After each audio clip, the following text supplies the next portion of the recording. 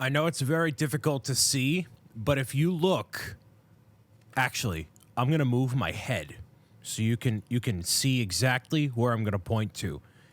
If you look right here, okay, right here, you can see it says day 2. Day 2. So that's how I'm going to prove to you that the days are going by in Minecraft. It's not ideal. The text, if I could eliminate 90% of the text but just keep the coordinates and the day, I would. But it gives you all this information. So whatever. It's day 2 of the hardcore, not the softcore, the hardcore survival. My name is Brian Saviano, Connects Kenny, Lincoln Log Larry, the greatest content creator in the Marvel Cinematic Universe. And I'm going all the way up toward, not toward the bat, I'm going toward here. I am not vengeance like the bat, okay? I am merely a guy traveling up the way in the hardcore of most hardcore of hardcore worlds that exist, because that's what I'm doing. Day 2 of the technically 9 or 10 day, technically 10, technically 9 day extravaganza. We're gonna see how far I can get, what I can do. There is almost nothing up here. That's super risky. That is super risky. I feel like slime? Hello, slime chunk. Interesting. Does it say slime chunk? I can't even find the information. How would I know I'm in a slime chunk? I have no idea. I can't tell. Anyway, so this is where slimes spawn. Slimes are helpful for a bunch of redstone stuff. They're also helpful for... I need to lower my volume. They're also helpful for just having as pets if you really want to. Once this thing sees me, it's gonna try and destroy me, so I gotta eradicate the slime. All right? As much as I don't want to in concept, I must. The slimes must be eliminated at all costs, because if they're not, then that's a problem. So yeah, all these slime balls here, they're gonna be useful eventually. I really thought slimes were super uncommon, but they're fairly common, you know? They're worth having and exploring with and all that. So now that I have this little section right here, I can do one of a couple things. I can keep strip mining, or I can do something else. And this whole area down here, there's nothing down here. It might be worth my while to go and strip mine more. I know it doesn't sound fun. It really doesn't. And I'm still on day 2, which is fine. My coordinates, I'm at -39. So I need to be a little bit lower, just like I was back over toward this way. Did I even go over toward here? No, I did not, because I was too terrified of whatever's happening here. I do have almost full iron armor. I keep pressing that button. Not quite full. Not even close, actually. I'm fairly decently away. All right? I got this. It's gonna be fine. It's gonna be all good. I'm going to calmly wait for the lava to pass, and I'm gonna go on the adventures. Even stats could have been death. Death could have consumed me right there, but it didn't. Look how much stuff there is. Isn't this wonderful? Awesome. So I can keep going if I want to. Is that what I want to do? I mean, I found a nice little alcove here, and I know for a fact I can make stuff underground with the trees. The tree over here... Okay. The tree over here can grow underneath. I have all this stuff. But other than that, like, I can just move. I don't need to stay here. You know what I mean? It's just like encountering some sort of a problem in life. You don't necessarily need to stay there. You can, but you don't need to, you know? You can just kind of float around and do whatever else you want to do, right? So if I take these, I'm going to take some of these torches here. But otherwise, this leaves me for nothing. So that will stay there until the end of time. It shall not move ever. It's just going to stay there. So now, back to the mining we go. Into the thick of all of this. What I could do is use the ruined portal that's back over toward the town and go into the nether. But like I said, the only goals I have for this series, technically right now, is to make a house, a Christmas tree, and wait for Santa, I guess. I tried doing that in 101 Things to Do in Minecraft. I don't know how it didn't go. It went all right. I blew up the tree. That was pretty cool. I'm not going to blow up this tree, nor am I going to blow up the tree that I actually have behind me here, the Half-Litten Community Christmas tree, because the lights on it basically don't work anymore. It's a tree. It looks good, but yeah, the lights don't work on it. So I'm going to have to, like, get new lights for next year. It looks very, it looks good. It's just not where it could be. So that's okay. So got some gold here. I'm going to ignore this for now, only because this is definitely the direct way to get back. And that would be super useful if I need it on the way back, but I don't need it right now. The gold comes in handy when I'm in the nether, of course, as y'all know. So that's what I'm going to do. It is currently December 21st. It is a couple days before Christmas. I'm very excited for Christmas this year, because I have to be, right? I have to be a little holly jolly. Try to feel the holiday season as much as I could, you know? The past couple Christmases have not been ideal, not gonna lie to you. Especially last year, not only did we have the world falling apart, but also, I don't know if it's a story I ever told on a video, but my car got totaled about a week before Christmas. Like 10 days before Christmas, my car got absolutely totaled by an accident that happened. That was not my fault at all. Not my fault, but it's something. I guess I could tell this story while I'm strip mining here. I don't know if you care to notice it or listen to it, but I'm going to tell it anyway, so whatever, because you watch my videos not because, you know, the commentary, or rather the gameplay is interesting, but, you know, whatever other reasons. So, last season, you know, I was doing a lot of videos during the winter time leading up to Christmas. A lot of people watching a lot more videos, so you want to make sure you give people something to watch, you know? That's kind of the idea. So what I wanted to do was record, and I usually record pretty late into the night, not gonna lie to you, and that happens pretty frequently. And it was the same as any other night that I would be doing videos or something else, you know, nothing out of the ordinary. And I left here at around 1:30 in the morning, I think, something like that. And it had just snowed about, I think, like a foot. No, I think like 2 feet. It was enough that I thought I heard lava. But luckily, the audio down there describes it for me, so I know for a fact that I didn't hear it. But it was just enough snow that when the plows came through to, like, move everything off of wherever it was, wherever the snow was onto the sidewalk, it was enough to, like, so you couldn't pull up onto the curb if you really didn't want to. And this is very important for the story. Obviously, diamonds here. I feel like I'm obligated to say that anytime I find diamonds now, because that's what I always say, because it's true. Diamonds are forever. So I left the office, driving the same route that I normally do to go home, and it had just snowed. It wasn't very icy at all on the road. It was warm enough that there was no ice coating the road, and the snow was on the snowbank on the side. The plows came through. The roads were basically totally clear. The only way that you couldn't slip on any of the ice. There was no ice on the road, is what I'm trying to say. So there was none of that. I probably should have got my crafting table to make more of this stuff. I can make another diamond pickaxe, or I could make a diamond pickaxe in general. So maybe that's what I'm going to do back toward that way. So anyways, I did that. And I don't actually have... No, wait. I'm going to go back. I'm going to go back here to get that crafting table. Beside the point. So I left the office very late at night, drove on the way home, and there was a van, a giant minivan, one of those mom vans you drive your 15 kids to school or soccer practice in. One of those vans was coming off of its lane and directly toward me. And the way that it was approaching me, there was basically nothing I could do because the snowbanks were covered up. So I couldn't pull onto the curb and avoid any other conflict that way. I was just kind of stuck.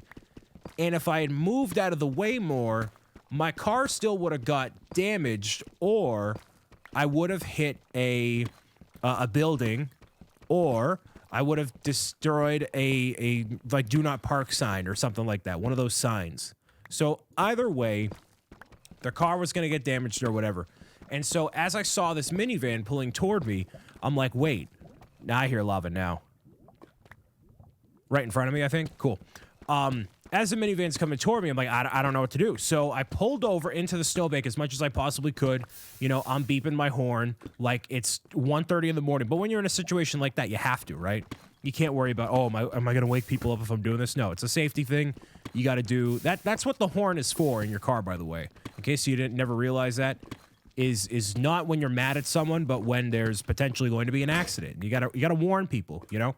So that was happening, and then the car, so if I'm right here, right?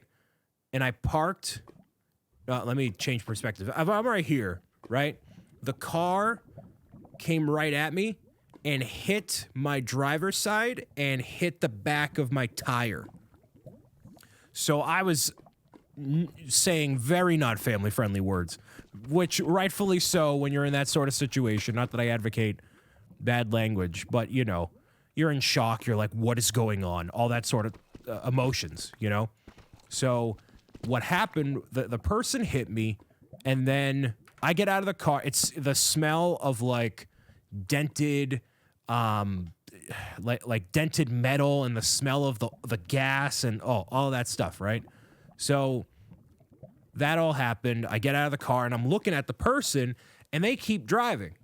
So they kept driving, and then I'm like, what is going on? So they ended up pulling outside of their car, or whose ever car. They pulled into a snowbank while the car was still running, and the person ran. So the person who was driving the car bailed out of the car and ran away. Which, plot twist, very, very, very, very, very illegal. Never, ever, ever, lots of iron here, by the way. Very illegal. You never, ever, ever, ever do that. If there is an accident or something happens, you never, ever leave the scene. That you can get in massive trouble for doing that. Massive, massive trouble. Never, ever, ever. Ever, ever. So, you know, I'm like a wreck. Somebody stops and helps me and is like, are you okay? I'm like, yeah, I was totally fine.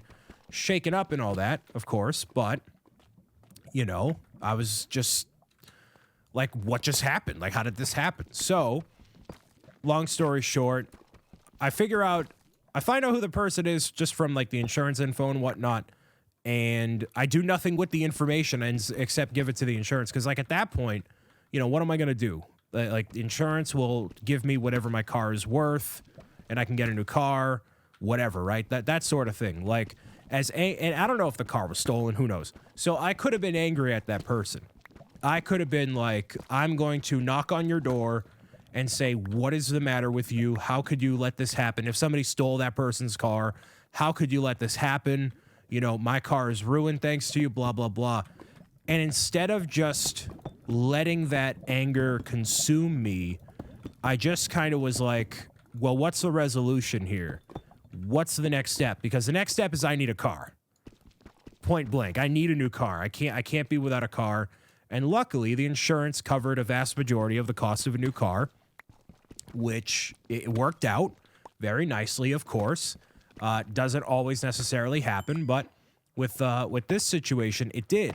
And so instead of me getting the same car that I had before, I always said that I wanted to get an SUV as my next car because I'm a big guy, you know, size-wise. You know, I'm not super tall, but I'm a big guy.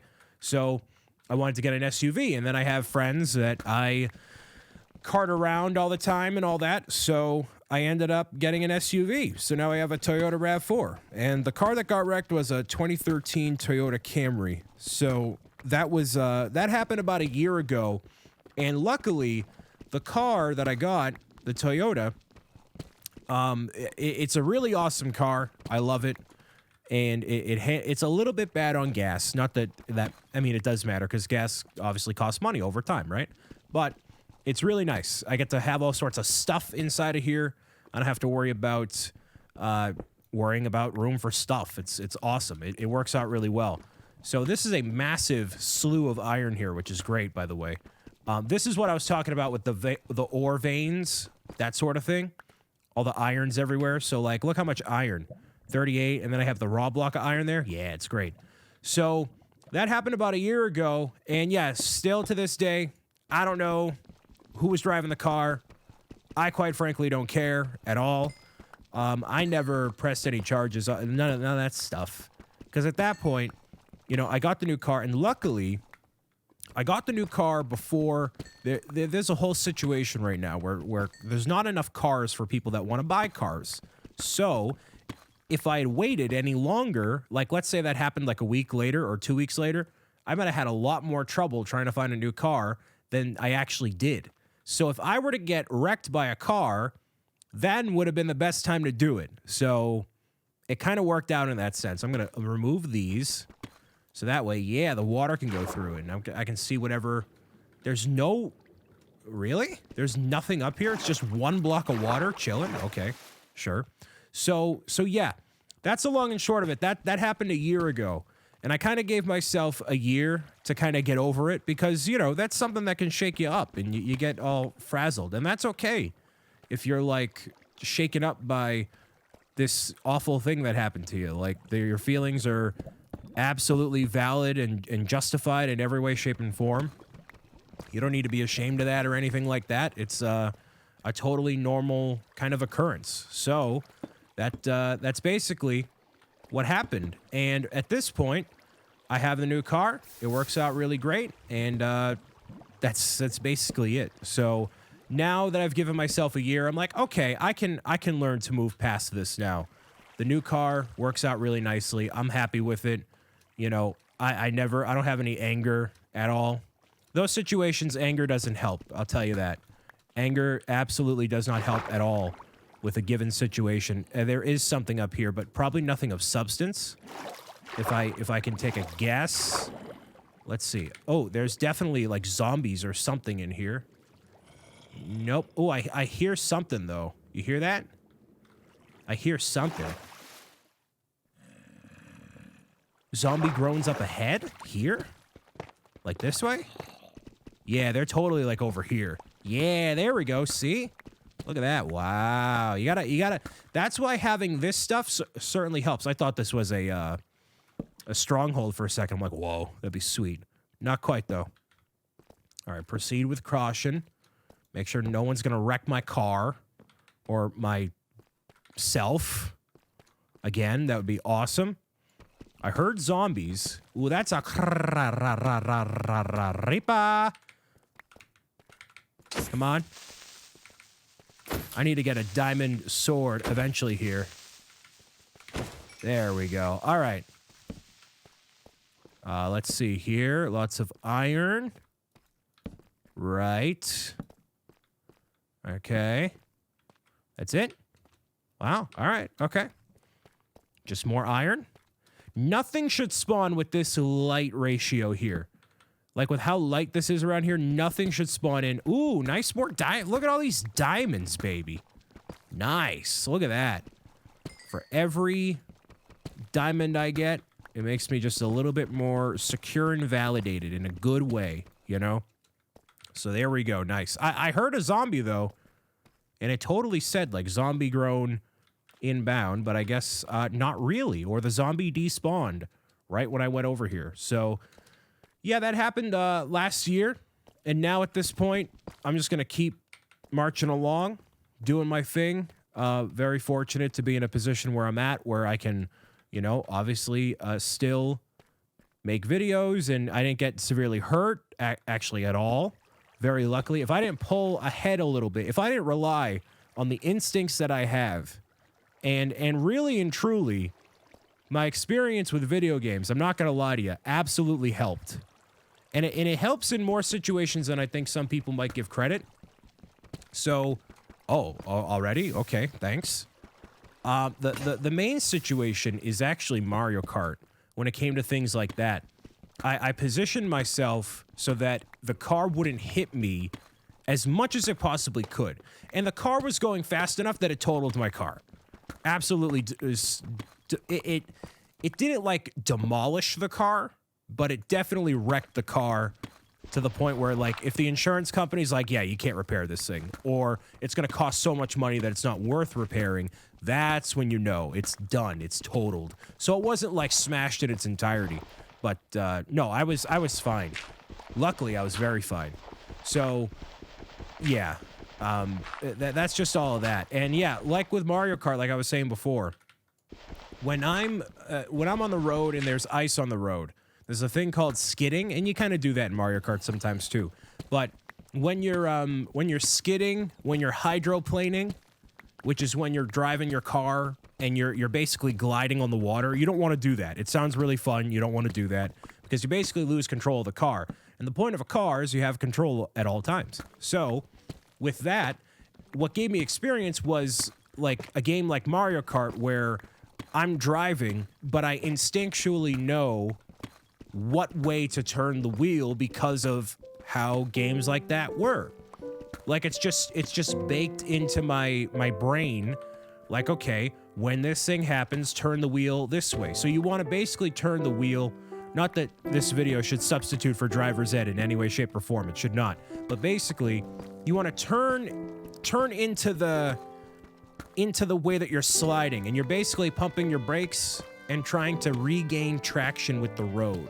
And depending on, you know, how much ice there is and how fast you're going, it can be more dangerous or less dangerous, which is why when it is raining or something, you want to make sure that you're not driving super fast. Even if you have good tires, even if you think you have it under control, you never know, you know, how much rain is on the road or how much ice is going to be on the ground. You always want to be very careful. And this isn't me saying this as parent O'Brien. I don't have kids, all right? This is literally me from just life experience and trying to be as safe as possible for all my friends and family and all that. When I have people in the car, I'm exceptionally careful all the time, but I'm exceptionally more careful when I have friends in the car. So, you know, keep that sort of thing in mind when you're driving around people one of these days. Be responsible with your driving, who you have around you. And just because there's nobody around you doesn't mean that there can't be somebody that appears out of nowhere. So all those little things. I know it's like, oh, Mr. O'Brien, you're supposed to be super fun. It sounds super boring. It's, you know, it's the truth. It's the honest truth. All right? That's what makes me as good of a driver as I am. And I don't want to be one of those people that drives irresponsibly. I'm going to give up on this over here. Not worth me climbing all the way back up this thing. Just going to keep on going. So, whoa, death. Yes. There we go. That was close. Yes, sir. That was real super duper ooh close. Yes, sir. We're going to pretend that little section up there doesn't even exist. We're just going to go this way. Yep, there we go. What day are we on? Day 3, technically. Give it up for day 3, everybody. Hey. Nice. Just going to keep marching along, plugging along. There's nothing really else new that's going on. I have some more Lego Super Mario sets that came out recently.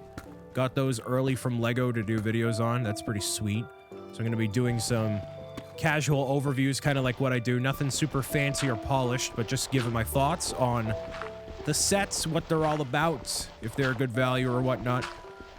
Excited about Luigi's Mansion sets being a thing. Very, very exciting. Exciting stuff there. I don't know why I'm actually still strip mining. This seems very pointless because I have 8 diamonds, a sword, and plenty of iron. You ever just do something and you just question your entire existence? Because that's what I just did right there. I'm going to keep going until I find either something way more interesting, or I'm going to use up the rest of these 10, 11 torches here and just keep going until they run out. That's actually, yes, that's what I'm going to do. So I'll let you know if I find something spicy.